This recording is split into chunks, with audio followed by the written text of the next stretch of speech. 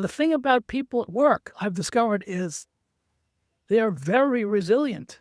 They might not have a lot of other good qualities, but in terms of being able to absorb pain or feedback or stuff, I've gotten really almost nasty feedback about some people. And I've watered it down a little bit, but essentially given it to them and felt bad, but they used it. At first, they might have sulked and felt like, I don't like this. A month later, they absorbed it. Sometimes they change more, sometimes they change less, but they always took it. And I couldn't feel more gratitude at their capability for being able to do that.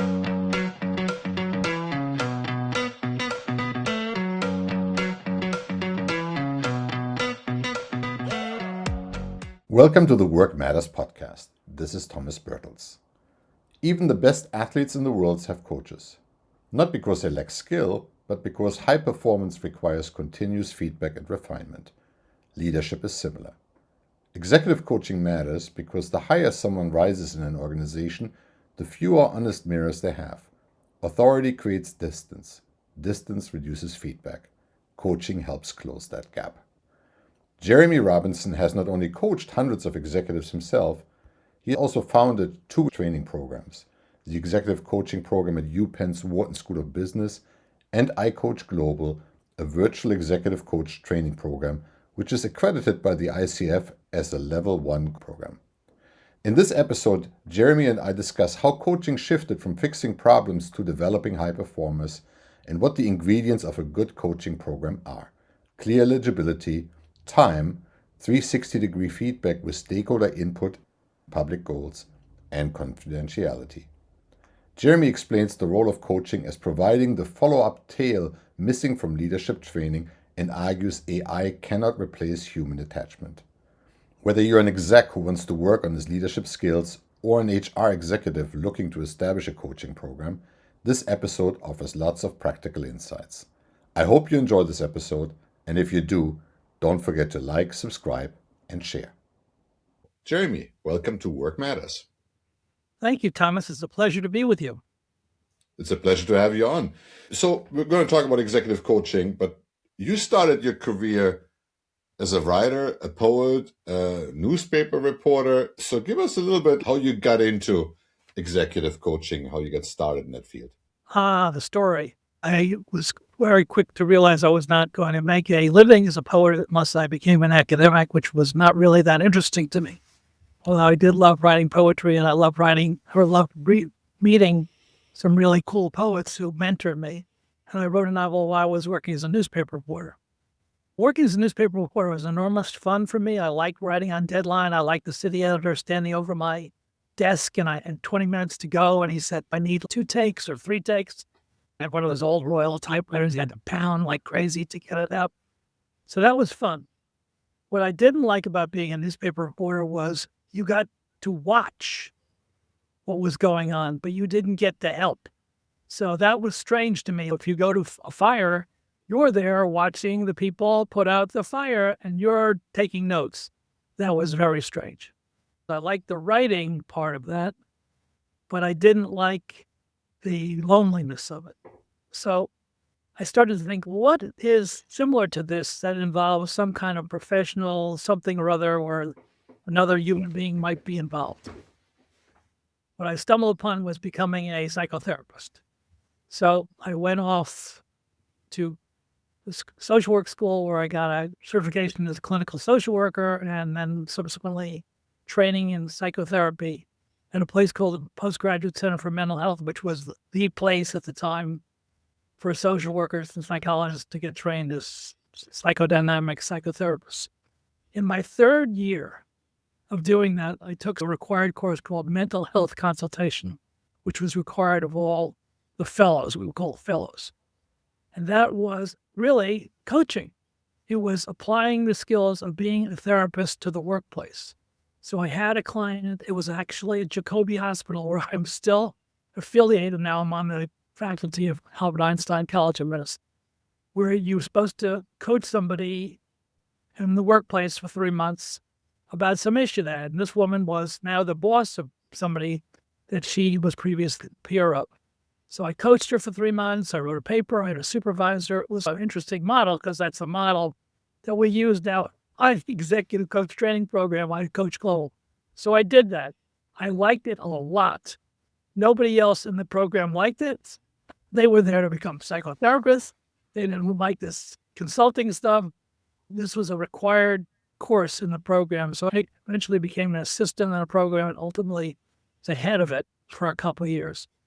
And along that time, I met some big players in the world of organizational psychology. And met a guy named Harry Levinson, who wrote a famous book called Organizational Diagnosis. I did some work on the Tavistock stuff, but I could not get any headway as an executive coach. I was like wandering the desert, a man without a country. Fortunately, I had this successful psychotherapy practice. I was good at helping people, which I liked. Until Daniel Goleman came out with his book in 1995, bam, emotional intelligence. So now it got easy for me. I just had to say, here, see this book? You want me to do this with your leaders? I think I can do this. Let's try. So I got into some pretty big Fortune 500 companies, and I started doing it. And surprise, surprise, I was very good at it. A lot of the way that business worked and still works is through coaching chemistry meetings. So you would be one of 3 coaches. You would meet with a client who was eligible for coaching. You talk to them for 45 minutes or an hour, and they would pick who they wanted to be coached by. So with this one company, I won 90% of my coaching chemistry meeting. I sometimes wondered what it would have been like if I lost 90%, but I didn't. Anyway, so I got very involved in that organization, other organizations, and I was off to the races as an executive coach. I think historically, people would look at coaching as like fixing a problem. Maybe he's not listening enough, or he's not collegial enough or collaborative enough. That has changed over the years, right? So I think now we're looking at coaching as an investment in good people, helping good people get better, right? Yeah, that's the good way of looking at it. But unfortunately, the shadow side of that you just mentioned still remains. And it's still, in some cases, especially among, I should say this softly, law firms and medical practices, that's still there. Because the idea is, let's just give everybody coaching. Okay, so there is Dr. John over there, and he's derailing, and he's on a pick. We're going to give him coaching. So what do all the other doctors in the hospital think about that? If they see Dr. John go for coaching? I'm not going to touch that. I don't want any of that. Maybe like flipping it around. What are, in your view, like some of the ingredients of a successful coaching relationship? I think it's up to an organization to develop a really good design for executive coaching, meaning that you rule out derailing people, not people who have derailing characteristics. Everybody has that. But people who are on a pick, the derailing, you rule them out. And this organization, this pharma organization where I was very successful, they had a great design. If you were a senior executive or high potential, you got to have coaching, no questions asked. So it was like, okay, you didn't have to go through another hurdle. It was just like, you're at this level, you're really good, we'll find you a coach. And then they had a panel of coaches, faculty of coaches that they would source. And everybody who wanted coaching raised their hand. They got a choice of 3 coaches that the head of coaching would assign to that person. They would pick one, and the person we got coaching was all paid for by the organization for 6 months, so it was a sufficient length of time. It was an SOW that the organization had. It required a 360, which was essential. Coach could also use other assessments, like I use emotional intelligence, EQI 2.0 assessment. So that was all made for a very robust coaching experience for a client to have in that organization. Unfortunately, few other coaching organizations that I encountered put that kind of thoughtfulness into designing coaching. It was random. Like, you got it maybe if you had a good HR partner and the HR partner understood something about coaching, and the organization understood something about coaching. But still, back in the day, there was that article in the Economist magazine in 2003, is coaching a fad? There was a big question, is coaching a fad? After most organizations decided, okay, we're not going to do coaching for derailing people, we're going to send them to outplacement. Then it was decided that coaching should include, and this was Marshall Goldsmith's contribution, should include a 360 survey. Then coaching wasn't a fad anymore. Why? Because you're getting a 360, which you need to know. Why do you need to know it? Because you want to be able to see around corners to find out what your key stakeholders are saying about you. And if you don't find out that information, you will probably continue to make the same errors that you've made previously. So that was game changing. And that was the sort of the moment when coaching overcame that Harvard Business Review article, The Wild West of Coaching. It was going well for a while. It looked like coaching was having a moment. More recently, there's been coaching platforms coming in. I won't mention names, but it's like one and done coaching. We're calling it executive coaching.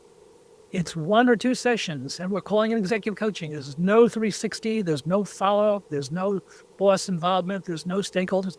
But we're going to give it a name. We're going to call it coaching. Okay, what you might call it flying to the moon.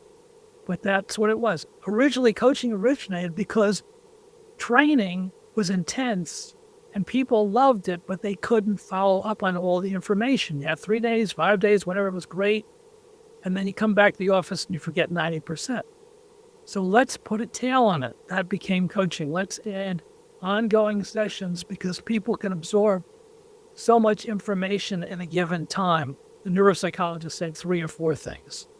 All right, so that made for a good experience. But going back where we were regressing in the world of coaching to coaching platforms, now we're going back to training.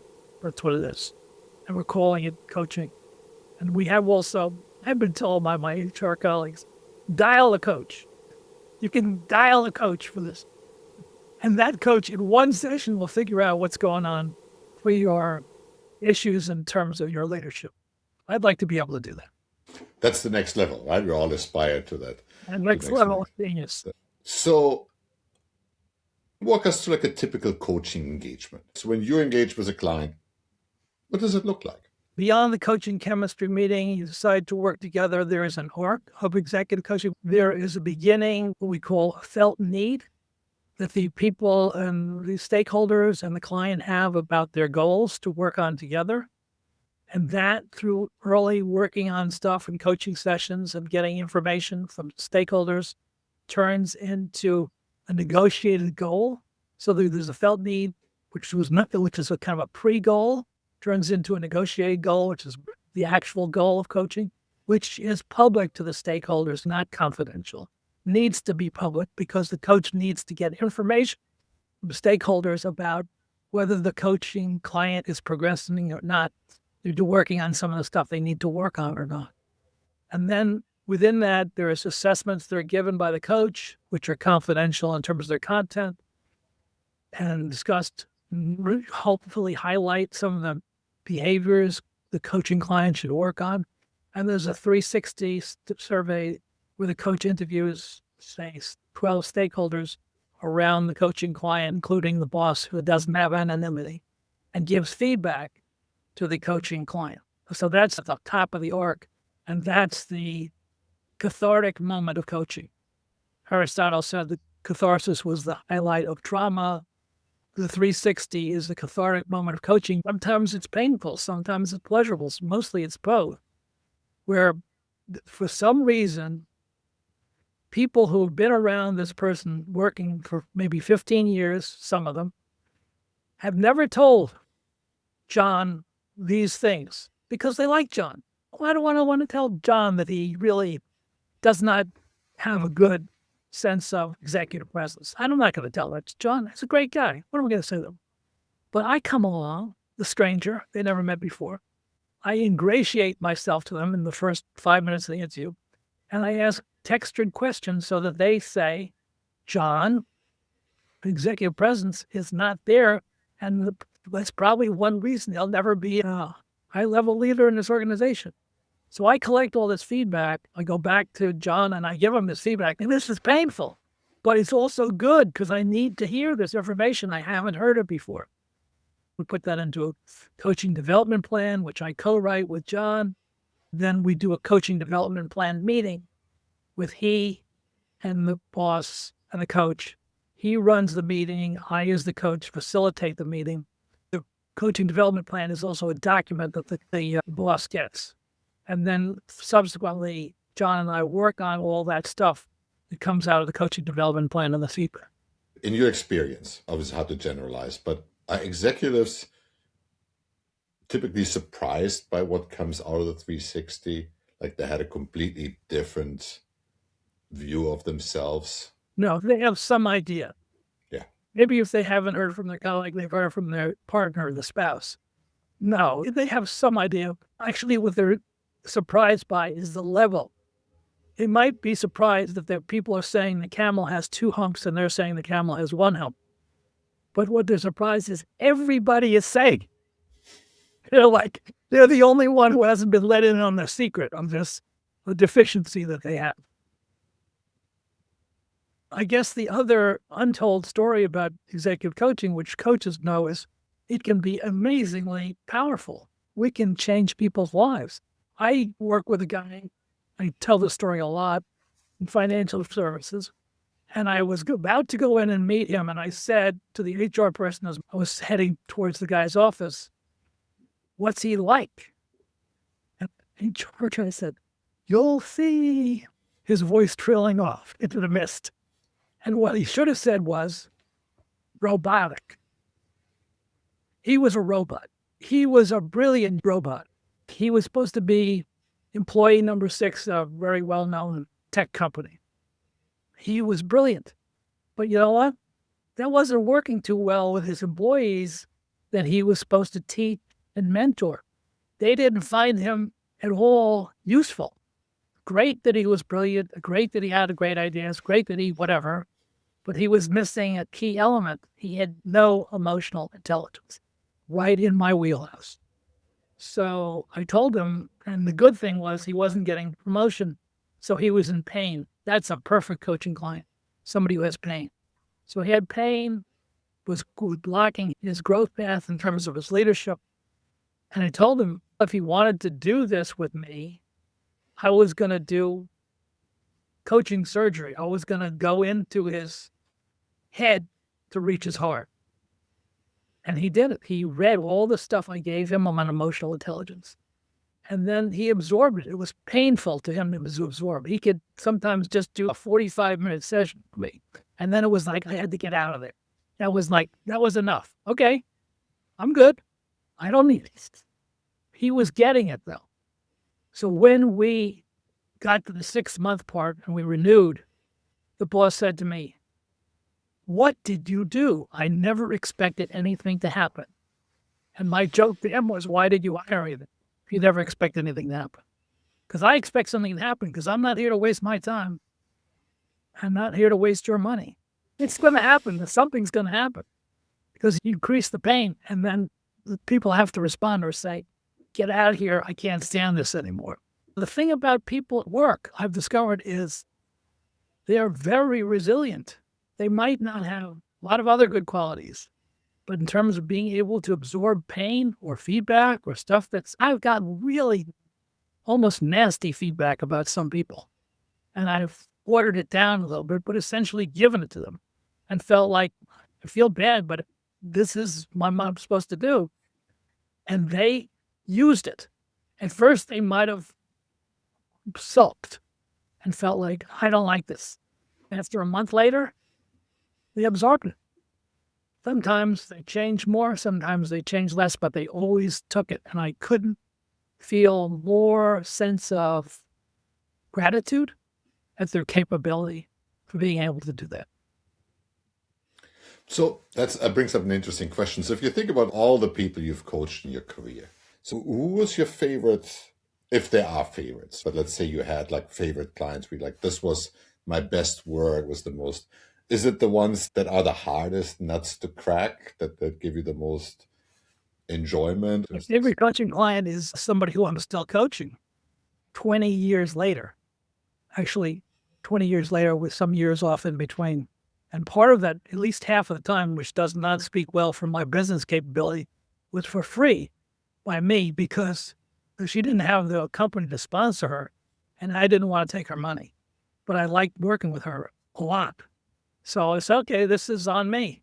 And when she was able to be in an advanced level position at a pharma company, she hired me. So what was so great about this person? African-American, Caribbean, or American woman. My first coaching session with her was part of a women's coaching program at a well-known consulting company. And she's on the phone telling me about the first 5 minutes, telling me that her boss has just told her she's not entrepreneurial enough. And then she told me she has this high pressure consulting job. She owns her own house. She owns a real estate development piece of property somewhere where she's in. And she owns 2 other pieces of property. She's not entrepreneurial enough. She told this stuff to me. I started laughing so hard, I dropped the phone. And she was laughing also, and she liked that I got her dilemma about being seen, which is common for African-American female executives. Very common, unfortunately. So we were off to the races, and I've done a lot of work since in terms of her visibility in the organization and her capability. And my style is very direct. So she responds to that very well, and she uses it very well. The funny part is when she referred me to a colleague of hers who said, "What's he like?" She was describing not my physical attributes, but how I get results. And she said, "He's Mr. Miyagi." For myself, I'm like, "Mr. Miyagi? Paint the fence?" Okay, I guess he means I'm effective. So that's good. How important is chemistry? It's somewhat important. Yeah, you definitely need it, but it can be a problem. Also, I've had a problem with some clients. I loved them. I felt they were very much like me. And boy, did I just weren't when they took a left turn, and I was surprised.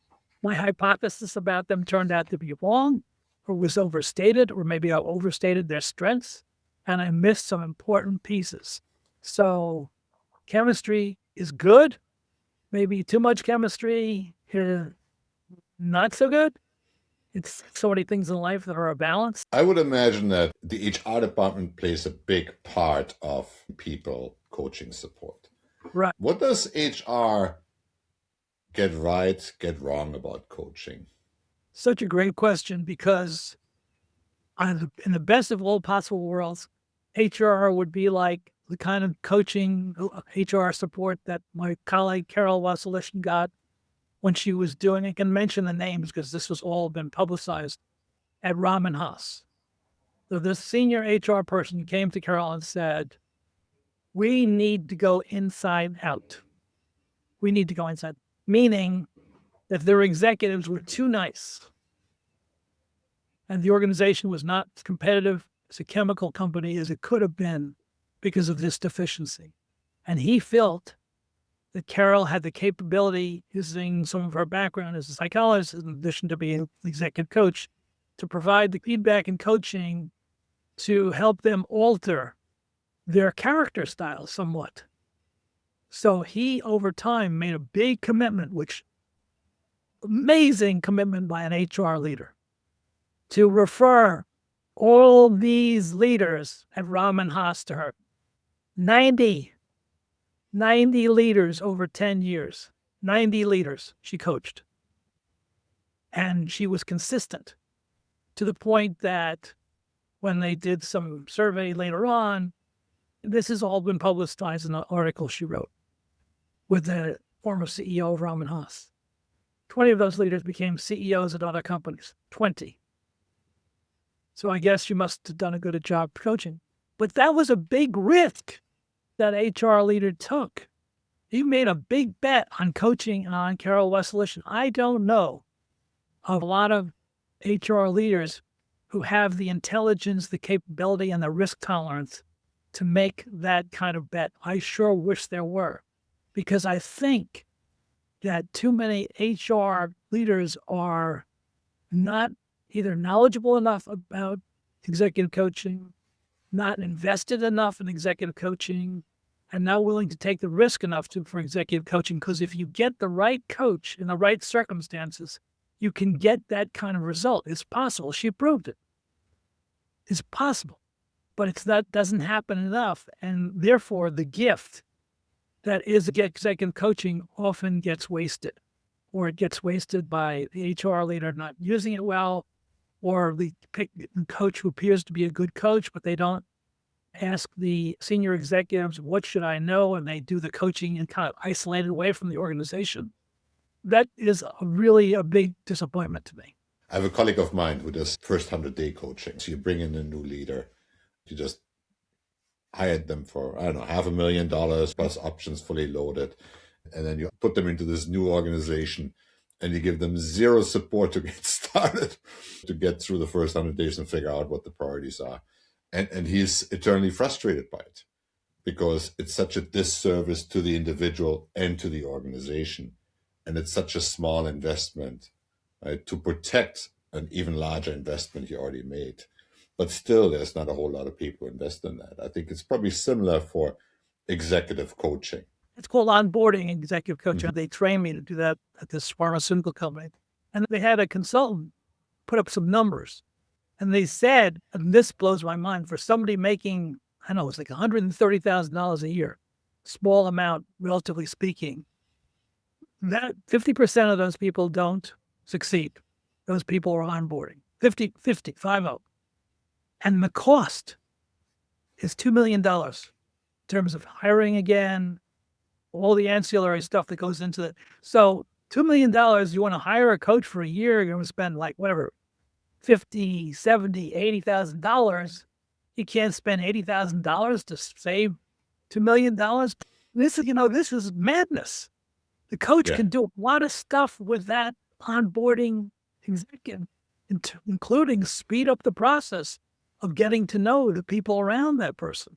I couldn't agree more. It's penny wise, pound foolish. Yeah. But still, it's like not a whole lot of people investing in it. So what makes a good coaching program design? I know that you have a really interesting one, and I want you to talk about what you do differently. I train folks who are executive coaches, been doing that for 23 years, who have maybe another expertise. Like we have doctors, we have quite a few lawyers, quite a few HR people, various random folks, but they all have usually an advanced degree. They tend to be in midlife. They've had substantial life experience and professional experience. They have a skill set. They just don't have a coaching skill set. And one of the things that differentiates our program is we find an actual coaching case, i.e. a coaching practicum, where they coach a real coaching client that they coach, and they make up the questions on the 360, and they meet with every week, and they do a coaching development plan, all that stuff over 3 months. So they actually learn it by doing it in addition to the classes they get. But I think you're also talking about, what about in an organization, how could they do a better job of designing it? They could do a better job of designing it by just thinking in terms of what are the elements they need. They need to have a panel, a faculty of executive coaches that they can rely on. They need to have a criteria for who gets executive coaching and who doesn't.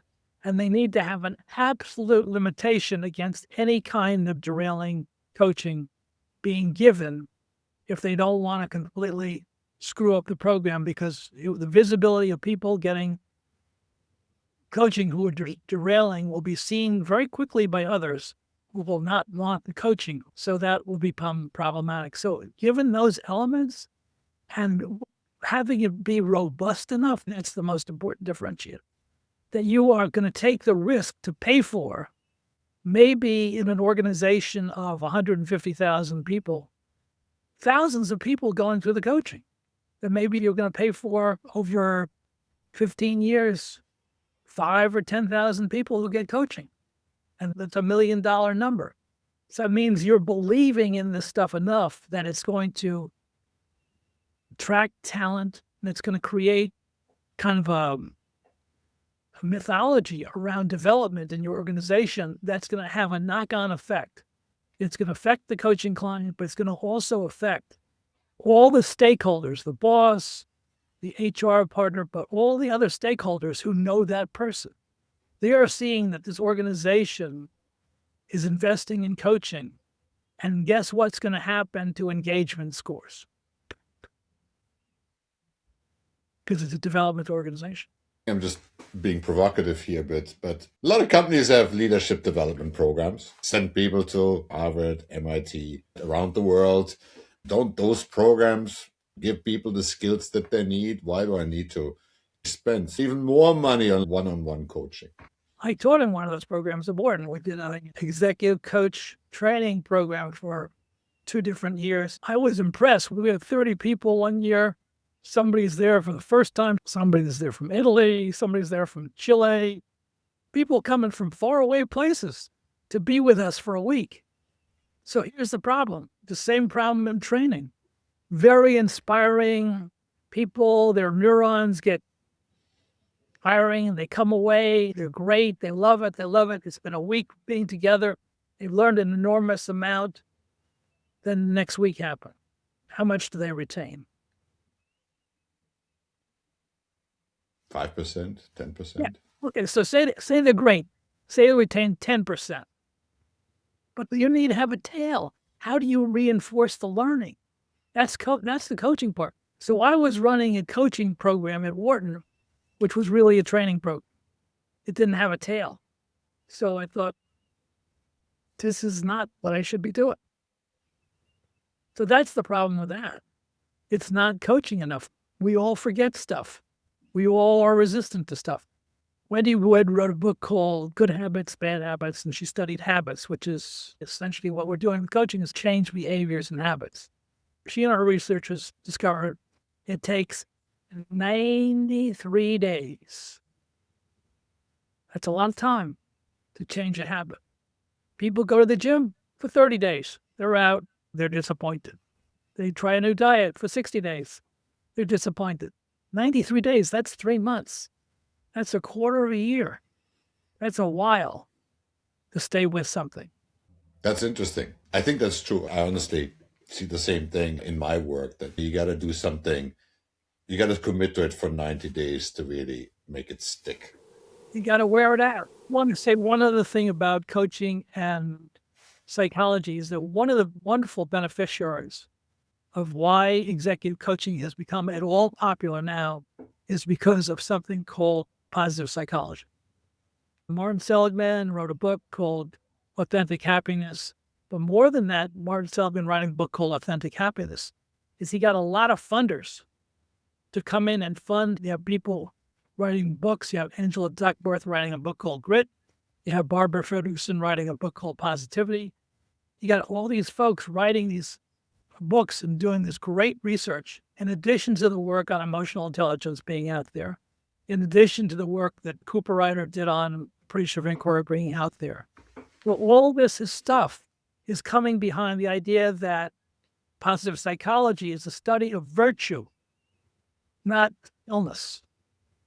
We're going to study what's virtuous in people, what is good in people.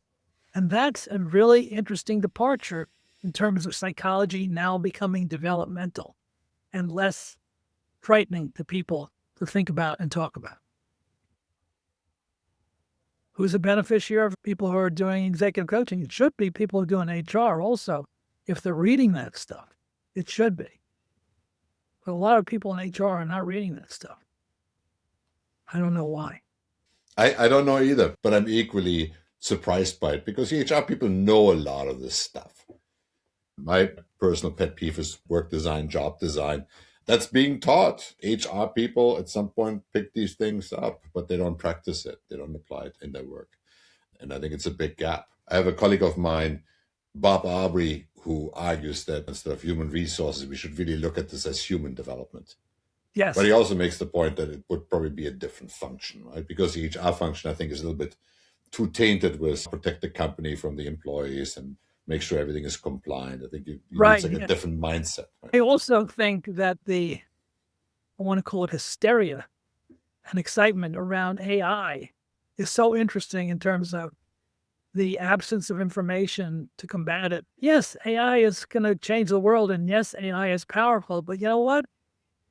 there's something called human attachment, which seems to be necessary to our living and breathing. They did a study in the 1930s in the United States where babies were not held. And you know what happened? Many of them died because they didn't have human contact. They died. No other disease. They just died. They weren't being held. Whoa. You feel pretty secure that you're not going to get replaced by an AI coach, it seems. If you want the people committing suicide and dying and getting depression, yeah, give them AI coaches. That's great for them. It'll probably reduce the population also. But there's this attachment, this human contact that seems to be necessary to our being. I find it super interesting. I think we always have two minds. On the one side, we say, we know how enjoyable it is to be with people, be part of a winning team, be part of a team that works well together. We're all in relationships, right? There's a reason why. But on the flip side, there's also a little bit the Sartre, hell is other people. These darn employees that don't do what I want them to do. So it's sometimes we like people, but I think what's appealing to leaders about AI is this yes, boss. Right? How much, right? How soon, how quick would you like me to cook up the next step? There's not this, right? There's not the human element that says, are you sure about this? I think it's very seductive because it has this instant gratification that I think a lot of people are looking for. Yeah, it does. It does beg the question, though, in terms of the work that Amy Edmondson did about psychological safety. Okay, so what about that? What about the fact that when Google did their whatever study, they discovered that really what works for people is having the psychologically safe groups, i.e., where people have a sense of belonging, they feel respected and appreciated, and they can speak up. I was shocked by Amy Edmondson's work was the problem is silence. The problem is the guy at Wharton called not speaking up about the O-rings. The problem was the co-pilot in the seat next to the pilot not saying something to the pilot. Hey, there's a plane heading towards us. We need to stop. But he didn't, and he died. He didn't speak up, and he died. That's nuts. But that's us, human beings. One statistic that I always question a little bit is 70% of large transformation programs fail. And why do they fail? It's because of resistance to change. I think, quite frankly, a lot of these ideas fail because they were really dumb ideas to begin with. And nobody said anything. I love your take on it. It's great. No, we both had been around organizations. I remember a very large, well-known consulting firm deliver the design for a shared service organization where people had 3 different bosses, a 3-dimensional matrix. I believe that you can make a matrix work, but it takes a lot of work. Yes. But only 2 dimensions. 3, it's like a step too far. It's like a head too many. I think it seems blatantly obvious that wouldn't work. Well, $100 million later, we know. And nobody's saying anything while they were doing the design. I'm pretty sure there was an HR person that in the back of their mind said, this is not a good idea. Yeah, to your point, I think that psychological safety is important. And I guess that maybe also speaks to the coaching relationship. Because in organizations, if you're at the top of the organization, the air gets thin. It gets very political. A friend of mine, we were talking about her boss, and she says, you don't get to that level unless you're like a very experienced cage fighter. And I would agree. The people who really get to the top, yes, they're smart, they're driven, they can do hard things, but the oxygen gets a little thin up there. Right? Yep. So I think a lot of them, need or would benefit from having a trusted relationship where they can unpack what they really can't unpack with colleagues in their organization. You would almost want them to have it just to be able to have somebody push back sometimes and say, I think maybe you should go take a long walk in the park or something like that and think that out, because I don't think that comes out the way you want it to come out. Yeah. And they don't have many other people to talk to. They don't. It's a excruciating job, an excruciating schedule, and then the people that you may be trusting to talk to turns out maybe one is sabotaging you. And then you quickly decide not to do that too often. For good reasons. So you have this really interesting coaching program. I think what's really unique about it is that you actually have people do a real coaching engagement. Tell us a little bit more about this program. We have admissions qualifications. If you want to go to brand name, I won't mention it, Ivy League coaching program, write a check, you're in. No, we don't do write a check coaching. We have a small cohort. It's a boutique. We're all together the whole 15 weeks online. I got to have people in there who get along with each other, not in the sense of being nice, but being respectful, having empathy, all the things you want them to do as a coach, and have a sense of not monopolizing conversations, listening. So we need to vet those people. And then the third thing is that we have them write a paper on the question that HR asks them about coaching. What is your approach to coaching? Which they develop in the course of actually coaching somebody. So learn by doing, approach to coaching, good quality interactions with people together. And we're not greedy. We do this program once a year with a limited number of people. We're not trying to rule the world. We're just trying to change a little piece of it. So where can people go to learn more about this program? It's www.iCoachGlobal.com.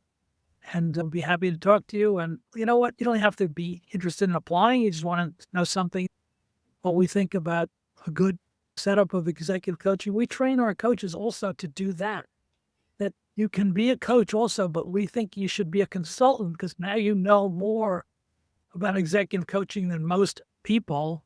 You can be a consultant in setting up a coaching program. If you want to do an internal coaching program, take notes of what you've learned together and bring that to your organization, your law firm, and be rigorous about how you do it. But make sure that you're the subject matter experts when they start to tell you, no, you shouldn't do it that way.